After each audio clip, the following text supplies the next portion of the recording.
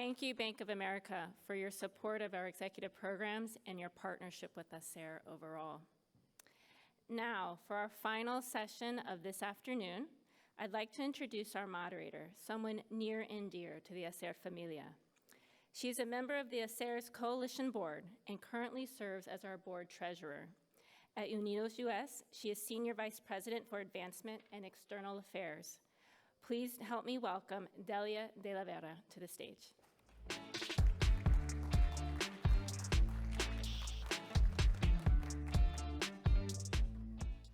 Hello, good afternoon. Thank you all for being here. I understand that I'm in the unenviable position of being between you and the next margarita you have as we close this event. But I promise you that this session will be worth your time, worth your while. We're going to be joined by some really amazing leaders and pioneers in our field. I'm your moderator for this session called Creating Your Lasting Legacy. And we're going to hope to have a candid conversation with these pioneers, these path makers, who along the way of their journey are leaving a legacy for us to step into, have paved a smoother pathway for the rest of us, taking the mantle, taking the baton, and forging our opportunity for leadership and legacy making ourselves. This is a conversation for you all to learn and connect on the opportunity you have to create your legacy. The folks we're about to introduce, they have very long careers, very illustrious careers. There's a lot of former titles, former global chiefs, vice presidents, executive vice presidents, lots of accolades, and a couple firsts. You can see read more about their bios in the app that you have, the Bizbo HACR app, promoting that HACR, so I'm doing my duty there. Which has a lot of great content and information, and I know as you all have been going to all these sessions, it's a great resource to go back and visit and kind of remember who some of the amazing panelists and speakers you want to reconnect with are. So I think they're going to start coming out here, and I will go ahead and start doing some quick introductions. I won't read their full-length bios because they are very extensive, but our first guest is J.C. Gonzalez Mendez. He is President and CEO of Integritas, I believe, LLC, but many of his former titles have included global corporate social responsibility. He's led in the areas of business transformation, in go-to-market strategies and market expansion, and he's been passionate about leadership development. Our second panelist, who I know will be coming right up here, is Sonia Perez. She is president of Southeast States with AT&T. And she has also been a leader in strategy, governance, and social responsibility. And in the list of firsts, as many of these folks have, she was the first woman president for the state, for Louisiana, for AT&T. And there'll be more firsts. I'm sure they'll be able to share along their journeys as we go through this conversation. And our third panelist is David Gonzalez, President and CEO of David L. Gonzalez and Associates, with 4 decades of leadership in DEI, all these great acronyms, DEI, ESG, CSR, and strategic philanthropy. They have many, many more accomplishments in their journeys, and hopefully we'll hear a little bit about what they have to share about building their own legacy. So please join me in welcoming our guests, and I will move on over. Thank you all for being here. And I should also say, I know these panelists here, our guests here on the stage are very dear friends who I've known for a very long time and worked with in a number of capacities, as are, I'm sure, many of the companies that are in the room, most of the companies, in fact. Sid and I go back way back. He's been on the board of Unidos US. So there's been a lot of intersection among not just the nonprofit organizations that are here, but among the corporate partners, because we all do need to work together in order to advance opportunities for our community. So this is about building legacy. And it's, I think we all kind of don't remember, don't quite think about it at the earlier stages of our career that we can work towards building legacy. And we don't have to wait until we retire or 20, 30, or 30, 40 years into our career to think about legacy. It is something that we can start with. So I'm going to kind of rotate around some questions to you all. I know we had some time to prep. But let me start with David. As an executive leader, Can you describe for us how you can build foundations in your legacy that are strong enough to sustain challenges? We have long careers. We don't. Right.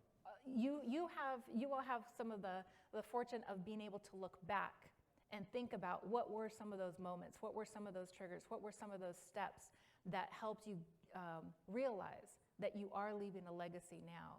So in that reflection that you've had a chance to do, how are you building foundations in your legacy that are strong enough to sustain the challenges, as we've all seen these past couple of years? Yeah, so great question, Talia, and a shout out to Sid and to HACR for inviting us today. It's just so exciting to be here, and thank you for that. It's a rare privilege. The sustainability part, though, really for me has been centered around my values and beliefs. And that began when my family first immigrated from Mexico in 1920. They were alone, and they decided that taking the risk of building bodegas and a string of bodegas, I got to grow up in an environment where I actually saw the building of businesses and risk-taking, but also being able to integrate that into the community. And so there was this incredible combination around the integration of business as well as society. Because out of these bodegas, as an example, not only did we build businesses, but we also extended credit to families who had no money. I got to tell you, we also use those bodegas as a place, if you needed to see a curandera, you went to the back and you talked to my grandmother, right? So it was an incredible opportunity to see how businesses built, but there was a generosity, a spirit of always giving back to the community. We were always involved in the community. We were always involved in the church. And so that value and belief gave me the opportunity that when I started in corporate America, I could take business and that generosity of spirit and take it to scale. But the important thing was, in terms of sustainability, was that I knew that I would be able to have powerful positions and use personal power in positions to be able to create change. I'm going to give a quick example and I'm going to turn it back to you. In 2005, there was a critical decision for the National Council of La Raza, which is now Unidos, to be able to have its first permanent facility in the United States. And I had the privilege of being on the PepsiCo Foundation board at that time. I was also heading up global purchasing. I knew the excitement around the Latino market from a business perspective, but I also knew the incredible opportunity I personally had to lead that foundation to making a contribution to help provide for the first ever a permanent home for the National Council of La Raza, which was at a pivotal point in time, as you probably well remember, right? Yes, and so today, we have a permanent facility for one of the nation's leading advocacy groups in Washington, 4 blocks from the White House, I might add you. And so being on the board, I had the privilege of being able to convince that board and my board of directors, my colleagues, to contribute the first $5 million to the NCLR. You talk about the combination, the power of business and society and using personal power of position to create change. It's astounding. Yeah, absolutely. No, and thank you. Please.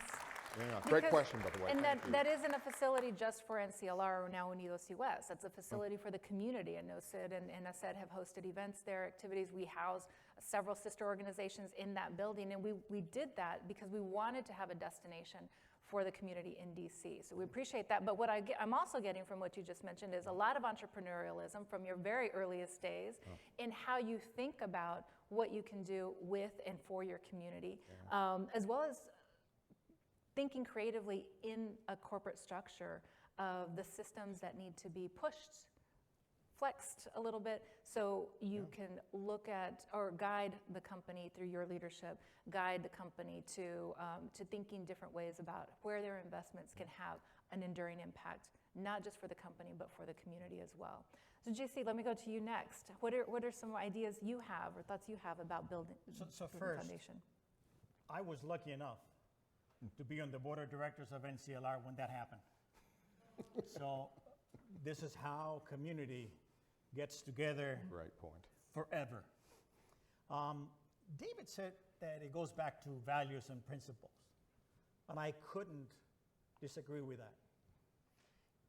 You need to have a set of values and principles that you feel are your own.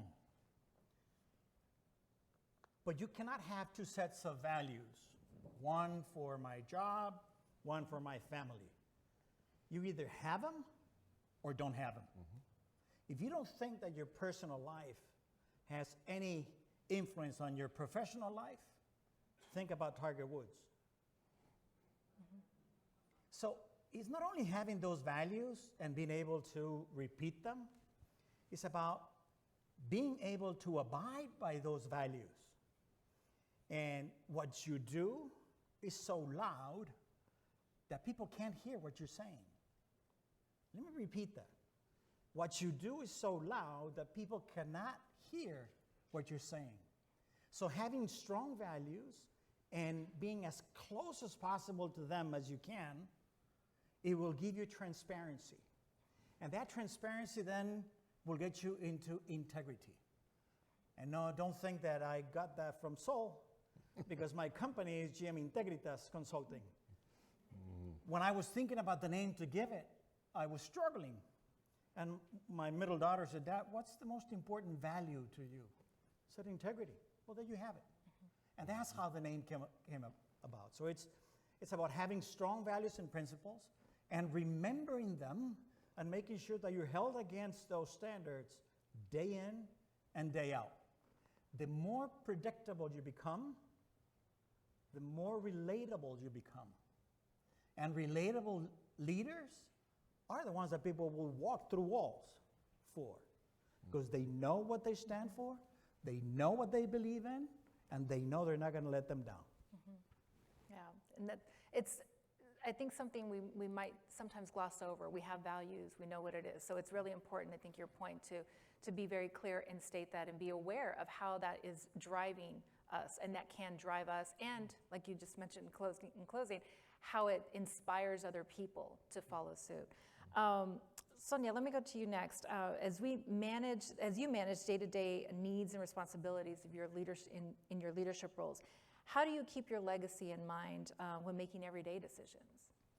And you know, I found the word legacy really puzzling, because in my mind, you don't think about building your legacy. You don't think about creating a legacy. What you do is who you are, right? I cannot imagine having worked for a company like AT&T as long as I have, had our leadership not had the same moral values that I grew up with. So you start with integrity, and I've been on calls all day, and I wanted to rush down and hear what Saul had to say, because I'd never had the opportunity to really listen to him. And I think he stole all our thunder. such a wise individual, such a wise man. We stand on his shoulders. We stand on his legacy. He's the one that really created the path for all of us, and it's our responsibility to continue paying it forward. And one of the things that I have found throughout my career that's become very important is if you're not the one in the room talking about the need for diverse teams and what that means to the bottom line, nobody else necessarily is going to say it. If nobody's talking about the importance of Latinas or black females or black men, nobody else is going to say it if you're not the one in the room saying it. So having the ganas, having the orgullo, and the things that you know inherently, innately, that means something to the communities that we serve, and being able to verbalize them at the appropriate times, that's huge. And to JC's point, people count on you for that kind of thing. They come to relate to you for those kinds of things. I've had my peers call me and say, I'm looking for a diverse team, I need a diverse team. Who do you have that you can recommend? Who do you have that it's time to promote? And that makes me very proud.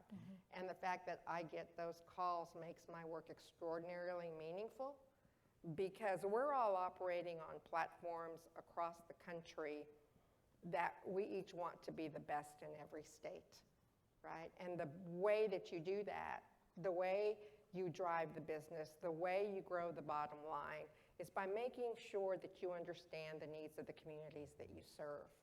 And you do that by hiring people that look like them, that act like them, that think like them, and buy like them. So if there's a legacy to be had, that's what I want it to be. David, do you have anything you want to jump in on that one too? in terms of managing teams and how you think about developing the teams as part of your legacy. Yeah, thank you for that. I think really the key here is how do you really look at least in my mind, how do you really take the people who are the most talented and the brightest and make sure that you've got the collective genius of the brightest and the best? However, I recognize that there is an incredible gap in terms of executive positions that Latinos hold and what the current supply is of all of the talent. I look across this audience here and I'm just in awe. And so the responsibility that I feel personally, and that many of us I'm sure on this stage feel, is how do we help you get into those positions of significant authority so that you have the power of the position to be able to create the change, not only for the business but for our community. And so, part of how I think about that is that I've been given the stewardship of many, many roles. I have line of sight to these boards of directors, to many of these CEOs. And so my challenge to myself personally is, how do I leave you the runway in order for you all to be in those positions to create the change that we need? So it's the legacy of that and the proper use of personal power at the right stage in our life. Right. And I think something we're all kind of experiencing now for the past couple of years, but that you all experienced in very different ways on the journey of your careers, is this conversation we're having around looking at talent in different ways. Kind of not, I think, if we go back 20 years ago, 30 years ago, when you all were earlier in your careers, there were very specific boxes about what qualifications and criteria people had to have. And as you moved up, because I know you all personally, I know you also looked around those rooms. And when you did see other Latinos or other people of color in those spaces that may not have had those boxed skills or credentials in their resume, you saw talent that could be developed, nurtured, and exposed to be able to move into these roles. We're talking about that a lot more now, but I think that's one of my takeaways, because I see you all as mentors to me too. And what I want model from your experiences is that you also kind of, again, thinking out of the box, you looked at people for what they could bring to the table, regardless of what their credentials or the paperwork said around them. And you've managed a lot of teams, JC, in your career. Is there anything you want to, contribute or add with regard to that as well? I was lucky enough to have landed at a company like McDonald's Corporation for over 30 years, which is a very labor-intensive company in which you manage anywhere from 50 people at one restaurant or 110,000 when I was running Latin America. So the fact that we serve as many people on a daily basis gave us the clarity of who we needed to look like. But one of the things that Dave said that I think is extremely important is once you are in a position of decision-making, not necessarily power, you have to exert yourself. And you have to make those decisions in spite or despite or whatever people are saying. Because if we don't do it, nobody will do it. I'll give you a quick example. When I was the director of operations in LA, we could not hold on to Latinas as managers. Because the Latinas that I wanted Latinas that were college educated.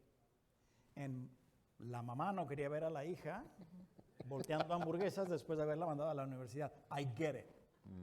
But to me, it was extremely important so they wouldn't get stifled in their career because they didn't have the education.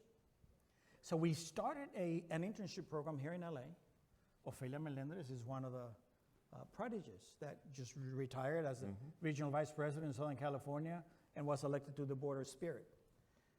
So we were purposeful, we were intentional, and we started that program. 1995, when I was managing 5 profit centers. The profit center was about 25 restaurants each. There were 128 around the country. And they ranked them all on sales, profits, you name it. We ranked in the top 16 in sales. But in profits, we were number 1, 2, 3, 4, and 5.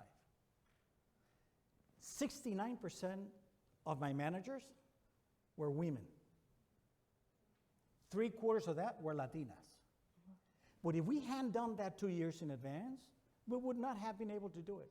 Now, was I criticized when I was doing it? You bet I was. You're only hiring the people that look like you. But like Sol said, show me the results. Don't talk about them. Show me the results. So once you are in a position of power and you can make a decision, you need to be purposeful. You need to be daring. You need to take chances on our people. Because if you don't, nobody will. That's right.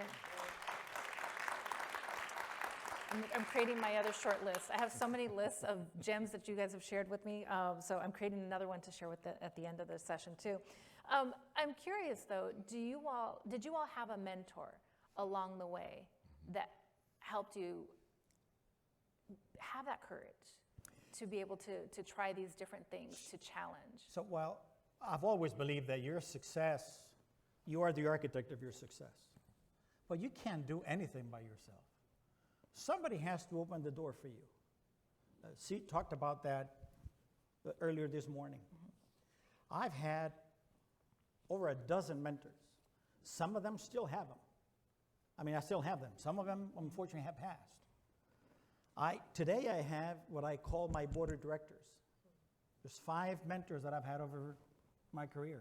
One of them is the one that brought me from Mexico to the U.S. in 1986. Let me repeat that, 1986. What can he tell me about business when he's retired and he's almost 90 years old? A lot. So it's important for you to understand that while the success of your career is your own responsibility, you need mentors and you need sponsors. And if you don't have mentors, you're missing out. And if you don't have sponsors, you're lost. Because if you're not at the table, you're on the menu. And the only way to be at the table is by having a sponsor, somebody that can speak about you at the table. The decisions that are made at the board level, if none of the board members know you, nothing will happen. Because somebody will say, well, JC, well, who knows JC? Well, nobody does. Well, adios. So make sure that you have mentors, not one, plenty. And, expand your network. They don't all have to be Latinos. You need a couple of Latinos. By the way, if you're a male, get a female. If you're a female, get a male. It's important to get the other perspective. Because it doesn't matter how much you think you know, you don't know the other side. And of all those that I've had, My wife does, though. and, You're taping this, right? Okay, good. and of all those that I've had in my career, the 2 main sponsors that I've had have been white males. White males. And you never know where they're going to come from. Because one of the things that I have found out as I've made progressions in my career or advanced to positions on corporate boards, people are always watching you. People are always watching your work. They're watching how you handle yourself, how you show respect to others, and you never know where the next opportunity is going to come from. So you don't always choose your sponsors. You don't always choose your mentors. The best ones are going to choose you, right? And in my environment, it's always been about how hard you work with integrity, how smart you work. It's always been about the work ethic. That's the way my parents raised me. They were farm workers who gave up that life. When I was born, I was the first of 3 daughters, and so that's all I ever knew. The thing about hard work is that people have to be exposed to it, right? People have to understand leadership wherever you are, in whatever position you hold. Leadership has to be exposed to the work that you do, because when you're not in the room, you want all the talk about you to be good, right? So my counsel is just be aware you're always being watched, and that's a good thing. That's a real good thing, because it always leads. When you do the right things, I love when my team repeats things back to me, and they tell me that I say this all the time. When you do the right things are going to happen. And that is in every part of your life, your personal life, your professional life. I heard somebody say a few years ago, it was Jim Valvano. Does anybody know who Jim Valvano is? Right, North Carolina basketball championship coach who very sadly died of cancer not long after he was in a room like this once, and I heard him say, remember, there is no such thing as a professional life or a personal life. People only have one life, and you have to treat them with respect. Try to remember that. Well, and in addition to people seeing you from the leadership, can you share the story you shared with us about how the professor or the academic friend you had? Oh, I'm gonna call his name out. Jaime Chahín used to. I don't know that he still does, but he used to work with Hispanic students at a university in Texas, and we used to provide funding to the program at AT&T or Southwestern Bell back then. And I remember having a conversation with him one time, and I said, golly, Jaime, to be able to do the work that you do, to touch kids the way that you touch them, to make sure that they know who they are in their communities and what they can contribute, wow, I wish I could do something like that. You know, your work is so meaningful, so much more meaningful than what I do. And he said, no, you've got it all wrong, Sonia. He says, you have to be who you are in your company so that we can look up to you, so that I can show them what they can be. And you know, in my everyday life, I call it educate by being. When I first went from being the vice president for the Houston region to president of Louisiana, I called a group of people to tell them that this was going to be announced, and one of them was an elected official in Houston, and she said to me, I said, I'm leaving, it's gonna be announced soon, I'm gonna go be president of Louisiana for AT&T. And she said, wow, you must be really good at what you do. And I thought, well, yeah, okay, yes, I am. Right? And I said, why would you say that? And she said, because you're Latina, and there are no Latinas in Louisiana. So for AT&T to be sending you there, that's a really big deal. And you know what? It really put the responsibility and the burden on me when she said that, because I realized at that point that that's the way people were going to look at me when I got there. That was the first thing that they were going to see, right? And because I was sharing with them that when I landed last night, it felt so good to look around and be surrounded by my culture, right? And I don't get that. I don't get to experience that kind of thing in Louisiana, and it's very special. It's a very special environment here. And so I tried to take some of that with me to Louisiana. I speak the Spanish, and I try to build relationships from the perspective that we're all alike. The Cajun culture, the Hispanic culture, it's all about family, it's all about food, it's all about your religion. And so we have a lot of similarities, but still, it's not the same, and they're always going to look at me differently. It's a big deal in Louisiana if you speak French. Spanish, not so much. But people will come up to me. I remember the first time I met the mayor of New Orleans. He said, hola, ¿qué tal? He said, and so I started conversing with him in Spanish, and he just kind of looked at me and he said, that's all I know. That's all I know. But I do carry it with me. Yeah. I do carry it with me, and I think we have a great responsibility to understand what we carry with us. I have said to our groups internally, and I don't mean to go on, but I've said to our groups internally, our rising Latino leaders, remember who you are by remembering our history. Remember our history. Know your history. In 1848, President Polk invaded down to Mexico City and grew our country by 55%, took over the whole southwestern part of the United States to change it from being Mexico to the US. And I actually said that in an internal meeting once. It was right after President Trump was elected. There was a group of us that went to DC, had a meeting. We had consultants come in, reading the environment. And I stood up in the meeting and I asked, I said, what of the consultants, what is this going to mean for corporate America's commitment to diversity?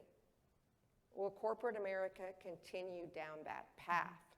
And I said, in 1848, this country wanted people that looked like me. Is that still going to be the case? And then they gave the consultant answers, but I'll never forget, when we went to break right after that, I had some very high-powered people follow me out of the room and say, what did you mean by that? What happened in 1848? Can you explain that to us? And we have the responsibility of communicating things like that. We come from a point in history where we belong here, right? We have every right to be here as the next person. And we have to make sure that other people understand our history as well. Yeah. Well, there's a whole other session I know Sid and I are going to talk about on that one. I think the point not that we're leaving yet, but one of the points I'm taking is it is a responsibility, but there's immense pride. And when that responsibility is coupled with pride, it doesn't feel like a burden. It feels like an opportunity. That's exactly right. Yes. The price of leadership is responsibility. Yes, that's right. I mean, That's right. it's that simple. Yeah. That's right. David, we're going to go to our last question because I see we have a few minutes, and Okay. and I want to make sure you all have a chance to ask questions as well because they have great experiences to share. But where we wanted to kind of close was where we are now. So you all have had great careers. You continue to thrive and to share your leadership and to innovate. So what is that balance between legacy and innovation for the future, and what gems of wisdom do you have to share with our audience about how you continue to innovate, but still, now that you reflect on what you've accomplished, how that all ties together? Yeah, so if you take a look at the span of my career, I really am a builder, so I like building things that don't exist. One of my great sponsors once told me, he said, look, Mr. Gonzalez, only dead fish go with the flow. So it was, it was very, I've always remembered that. I mean, it's so graphic, right? And so for me, the guiding principle of business and society, to me, there's nothing more valuable than the human life. And so when I think about the lasting legacy, I'm looking at the white space right now that exists in the transformation of the biopharmaceutical industry right now, where they're developing personalized medicine. We're moving in that direction where we're going to be able to make drugs for you and I and the Latino community. But the sad fact of the matter is there is very little representation, there's very little diversity in clinical trials, not only in the United States, but also throughout the world. It's been predominantly a genomic base of white 50-year-old males. And for me, that legacy of what's around the corner is going to be my passion around making sure that I'm poking the boards of directors and the CEOs in the eyes and saying, you're going to miss not only a business opportunity, but the opportunity to save patients' lives if you don't understand the Latino community. Are you culturally relevant? Are you linguistically relevant? Do you understand the genomic database? And so my passion is really going to be working with major institutions in Washington to try and help them understand that process. And so that's kind of the next chapter. As you know, I don't use the R word, the retirement word. I'm in the third phase, right? And an active explorer, so that's where I'm I like going. the idea of what's around the corner, because as we've seen, particularly for the past 2 years, but as we've seen even before then, it's never a straight path. No. And you can, look far off into the distance, but it's never a straight path. And you have to kind of think about what's going to come up in your path to kind of challenge you, block you. And so you do have to look strategically around the corner. And that's really one of the things I took away. All the time. Sonia, what would you have to share? I would share, I really do think, going back to the word responsibility, we educate by being who we are. I've had people say to me, oh, you're a leader, you're Latina, but you're different. It's because you're different. Well, what do you mean by that? I'm not different. There are tons of people out there that look like me, that given the opportunity, a good education, can do exactly what I'm doing. So I'm not different. I try to show people I'm just like you. I'm just like you. There's tons of people that are willing to get an education, that are willing to work hard, that came from humble beginnings. No, I'm not different. But we do have the responsibility to realize that people are going to look at us and think that. And they're going to think, oh, she works hard, she's good, but you know what? Other Latinos, nah, not so much. No, there are. And so that's what I take away, that the things that I do, the behavior I model, the respect that I show others, it all gets spread out to everybody that's as brown as me, right? And it's a good responsibility to have, because I feel good about that. Right. I'm always, I don't know that I do it consciously, but I'm always working to represent. And I think that's why we're here, right? We want to represent in the right way. Right. And, you know, we do work hard. There's a little bit of unicornness to the work that we do, because we are often first or onlys in our spaces. But it doesn't mean that there aren't many, many other people with talent and skills that should also be at that table. And it's that responsibility to ensure that there's greater representation. And I think so, you know, educate by being, but I also take away with that just the responsibility and representation as well. And in representation to others within our community. I remember when I first moved to New Orleans, I got a call from the head of one of the immigration organizations that were having their annual conference, and he said, "We would like for you to come and give the keynote and talk to us about how you got to where you are as an immigrant." And I said, "I'm not an immigrant. I'd be glad to come and speak, but I'm not an immigrant." And he said, "Okay, well, maybe as you can speak as the child." This is a true story. "Maybe then as a child of immigrants." I said, "I'm not a child of immigrants." and he said, "You're not an immigrant?" I said, "I'm a fifth-generation Texan." "You're what?" I said, "Yeah, I'm a fifth-generation." I said, "My grandparents were here. The river crossed us, right? And this was a thank you.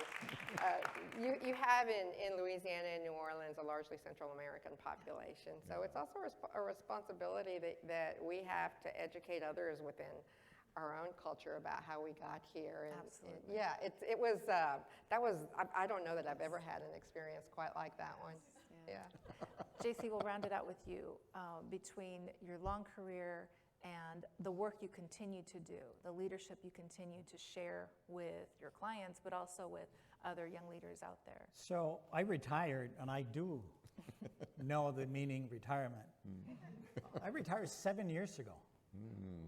I'm not that old. I retired at the early age of 55.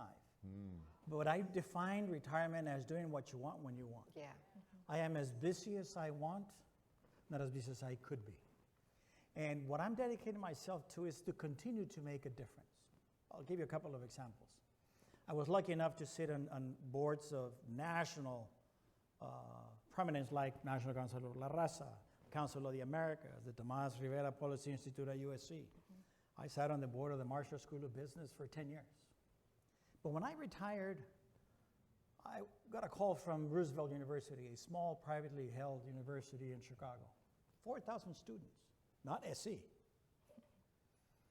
that believes and fights for social justice.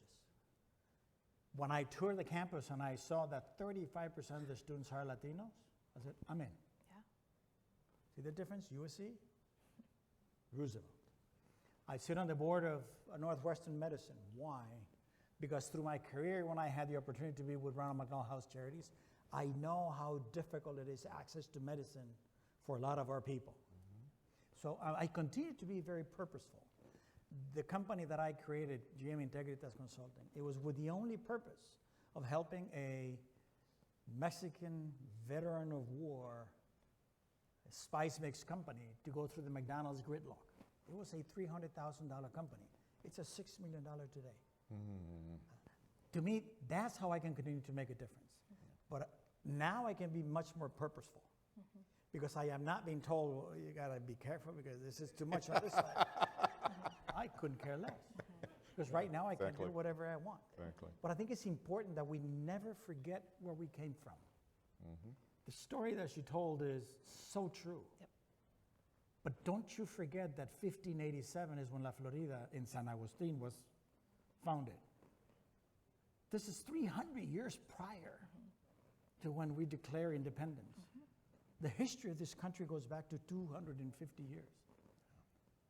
And it's so flawed. And we can't let that continue to be the story that is told. Your parents were here, your grandparents were here, And before that, everybody else was here before they came here. So don't let them push you out of what's ours. She said, we didn't cross the border, the border crossed us. She's so true. She's so right. There's over 50 million Latinos in this country. That's more Latinos in this country than Canadians in Canada. If people don't see it, we're going to take over. They better learn Spanish. Porque si no se los va a cargar. I'm sorry, I think we're late. No, we have time for a couple questions, but you can see how long this conversation can go. They have not just great one-liners, but they have great experiences that we all can continue to learn from. I don't know if folks have any questions. Yes, I see the mic over here and mic over here. So to the right here. Good afternoon. This has been fantastic, and thank you so much. I'm so grateful for paving the way for all of us. This is phenomenal. I'm Livio Perez. I'm from Liberty Mutual. And my question is, a lot of folks, just like me, who are in this room, it's their first time doing different things. And they have people whose journey is the first time that they're doing that thing, because we gotta bring more Latinas, more Latinos to enable success for America. My last two hires, one vice president, the other one a director, they're Latinas, and I love it. And they're doing phenomenally well. With that, where I'm trying to get to is advice. So when you think about everyone in this room, paving the way, challenging the status quo, enabling others to succeed, what advice would you give us for us to leverage so we can elevate, lift, and enable success for those amazing leaders that are coming in America, challenging the status quo every day and making an impact? So for half of us Latinos, we can't hide it. Some of us still have el nopal en la frente. Some may not look like that because we're a blend, actual blend of the Anglo-Saxon Sephardites in Spain and the Indians in America.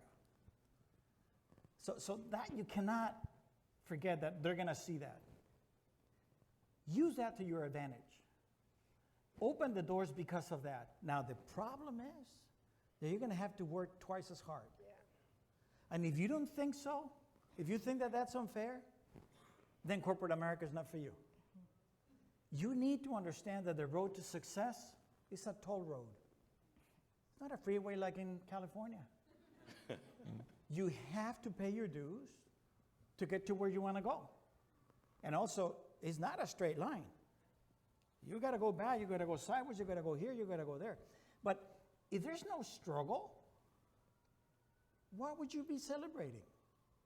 If you didn't fight for something, did it really make any sense for you to do it? It's like, I think it was Alice in Wonderland, great philosopher. When she comes to the road that turns into two and tells the Tin Man, says, which road should I take? Well, where would you like to go? Well, I don't know. Well, it doesn't matter. Take whatever. So have a plan, work it, know that you're going to have to work twice as hard, and be prepared. See, a lot of people say, well, you're being very lucky. Well, if you define luck as a dividend of sweat, yeah. If you define luck as the intersection of opportunity with preparation, yeah. Now, do I believe that there's also a little bit of magic? For sure. For sure. And some people don't get it, and I did get it. My mom said that I used to have a star. I think I still have it. I don't know why. Don't tell them, but I got it. So I don't know if that answers your question, but it's, don't think that because we're Latino, they're going to say, well, they're going to feel a quota and we're going to be okay. That won't happen. I would not take a risk on people that I did not think could do better than they thought they would. Because my reputation was at stake. And I was not about to leave my reputation on the side for the sake of one or two. I had to bring a lot of people around. I happened to be in LA, which was a great grounding swell of people.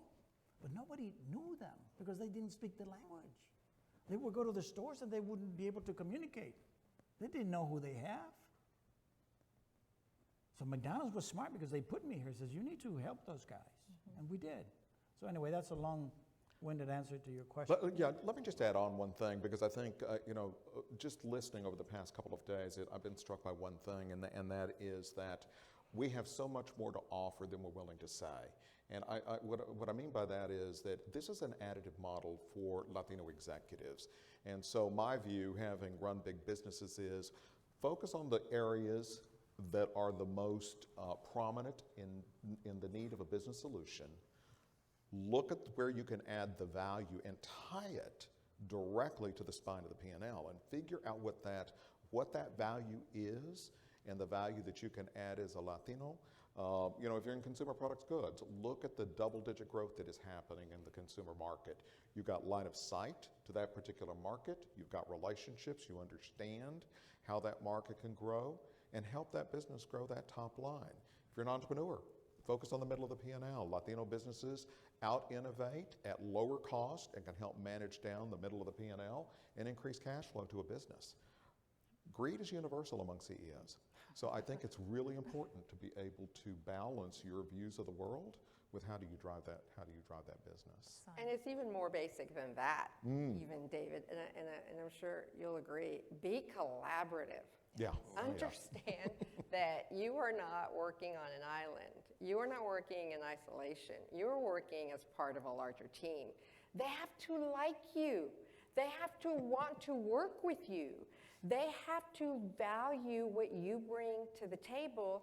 And as an individual, I have always understood that I want to surround myself with people smarter than me, with people that know things that I don't know. But by the same token, this little Latina has brought experiences into the boardroom in places like Houston and Laurel, Mississippi, that I gained knowledge of back when I was a general manager in McAllen, Texas, in El Valle.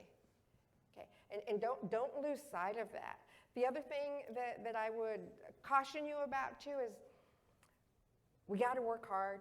We got to have the integrity, but so much of what we accomplish in terms of pathway in our career has to do with timing. Timing and a little bit of luck, sometimes a whole lot of luck. So don't be hesitant to speak up appropriately, to speak up respectfully and collaboratively as part of a team. That's really important. Yes, got to do all the P&L work, got to do all that, but you have to work collaboratively. Thank you. I think we have time for one Thank you. more. Do you have time, though? So much to unpack. And I know that I'm between your margaritas and this, but this is going to be a treat, I promise. So Alejandro Gomez from the Coca-Cola Company. So Delia, I was asked specifically to thank you for being here. And Melissa and Alba could not be here, but they send their greetings. Yes, thank you. JC, you made me think about sponsors. And I made the reflection of, I might not have a sponsor, but I have a padrino. And the thing is that when you grew up in Latin America, that has a bad perception. You know, oh, he has a padrino. That's what he's growing. So I need to, we'll talk later, but I really need to understand how here is so different. So I need to really pursue one. Sonia, so many great leaders in AT&T. I really admire AT&T because they have had so many Latino leaders.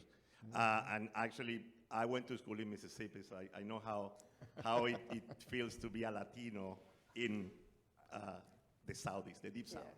But my question is actually going to be with David. So David, 12 years ago, I was part of the inaugural Executive Hispanic Program in SMU, and you facilitated it. Yes. And you would not believe this because 2 hours ago, I was outside the room talking to some friends about something that you taught me. And at that time, and I think that we have spent the whole three days on how we fit in. But I think that training was so great because it taught us how we can use our Latinidad, but also understanding what about our Latinidad can hamper our success. And I told that story about being in the boardroom, and you're sitting there and you say, do I belong here? And then somebody more important come in, and you stand up and give the chair to that person. And you should not do that. So my question, David, if you can spare the audience with the top thing about Latinos that can hamper. I think that we talk a lot about what can we use to be successful, but we need to be aware of what in our culture can hamper that success. Wow, well, thank you for pulling out the Latino Leadership Institute, which, by the way, was originally funded by AT&T in partnership with PepsiCo and State Farm. So you talk about collaboration. 12 years later, it's still in existence. So thank you for that. You know, that is a very long discussion, but what I would tell you is that there are so many, in our culture, the ability to be humble and to be thoughtful and to have a passionate sharing around our family values are tremendous assets. But when you're in high pressure, powerful position driven situations, many times what I would tell you is you have to be very conscious as to how that can be still a positive, but yet you've got to be very conscious as to where it can be viewed incorrectly. There is great symbolism that occurs in the board. And what I mean by that is how you show up, the nuances in your words, the positioning, the business cases. And so you've got to be conscious as to where you may be inadvertently not presenting yourself in the way that you should be presented, although you want to be authentic. There are things that get in the way many times. And that example about me offering the chair to another individual was a clear notion of respect for someone that was in a bigger, more powerful position. And I learned a big lesson that day because I was pulled aside and told, don't you ever do that again. You've been invited to the table. You belong there. Don't ever move. And so I learned that very quickly, but I also knew that was part of my culture, and so there was an intentionality that I had to put on when I went into the boardroom and really understood what was going on in that boardroom. I hope that helps. But thank you. I'm glad that you have used some of the lessons from that institute. And thank you, AT&T. Well, and I want to thank our panelists. I know we're wrapping up now, and we have, I think, some closing remarks coming. But thank you again. Yep. A round of applause for our panelists here.